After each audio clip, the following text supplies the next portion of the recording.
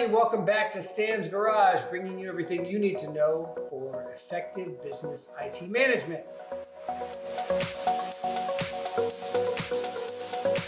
You hear me talk a lot about using multi-factor authentication. This is basically because it is the easiest thing someone can implement to protect their data from cyber threats. And like the name suggests, you need a separate device to authenticate your accounts. And most people choose the very simple text to verify option. Get a text, say, yes, that's me, put in the code, and you're good to go.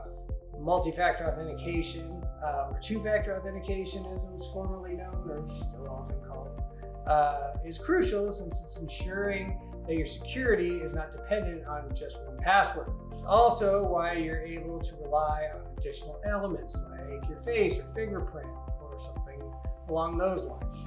Since practically everyone has a mobile phone and managing one is a bit simpler for developers, SMS is the most popular second factor and sadly the least secure. Don't get me wrong, if you use SMS as your MFA, it's certainly better than nothing.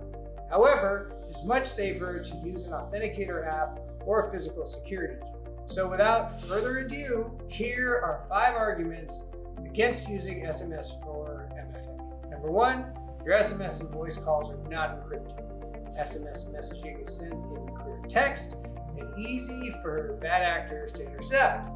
These hackers have access to things like software-defined radios, femtocells, and SS7 intercept services that can be used to intercept these texts. Granted, they would have to be going after you specifically or seeing what they can catch, but it's out there. Number 2, SMS codes are a target for phishing scams. There are tools out there like one by the name of Modlishka with the sole purpose of mimicking sites you thought were on to get your info. Collect your data so quickly, you may never realize it's happening. Similar phishing tools go by the names Evil Ginks and Cred Sniper. The names say it all. Luckily, if you use a YubiKey or something similar, you are less susceptible to these attacks.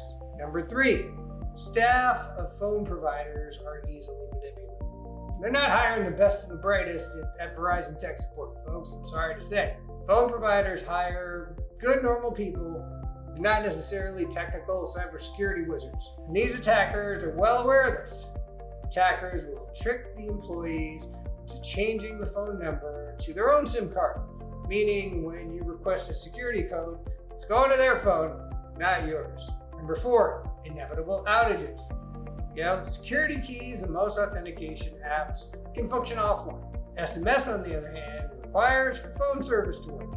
You might be desperately trying to get into something, but your SMS network is not functioning. I've certainly seen it plenty of times here in Los Angeles where you can still have internet when you either don't have cell service or the phone lines are down. And not everyone has Wi-Fi dialing, Wi-Fi texting built into their service. Number 5, the reality is SMS is not going to get any more secure. There are no technical plans to secure SMS any more than it is. No beefing up about to happen. Tech giants are focused on other means of cybersecurity. So while multi-factor authentication becomes popular and widespread, it's also become a target. Attackers know that the more people implement MFA, they gotta find a way around it. So they're going for the low-hanging fruit. They know SMS is the weakest point of an MFA security plan. And those are the first accounts they're going to try to overtake because trying to crack a 2-factor one-time code is not going to be that easy.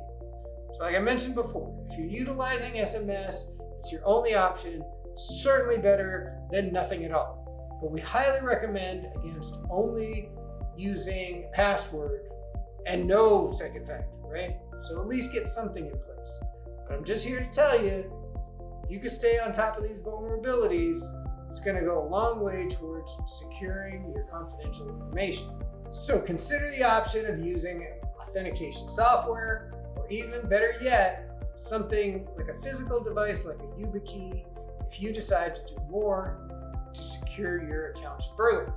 So as always, I'd love to get your thoughts on this. Are you considering using an authenticator app, or maybe you have one already? Are You like the security hardware keys? Let me know in the comments below. I'd love to hear about it. If you want to find out more about changing your password protection methods or implement a better, more sound security policy for things like Office 365, Google, whatever it is you might use that you want to keep secure and locked down, feel free to book some time with me in the calendar link below. Thank you for watching. Please like and subscribe, and I will catch you on the next one.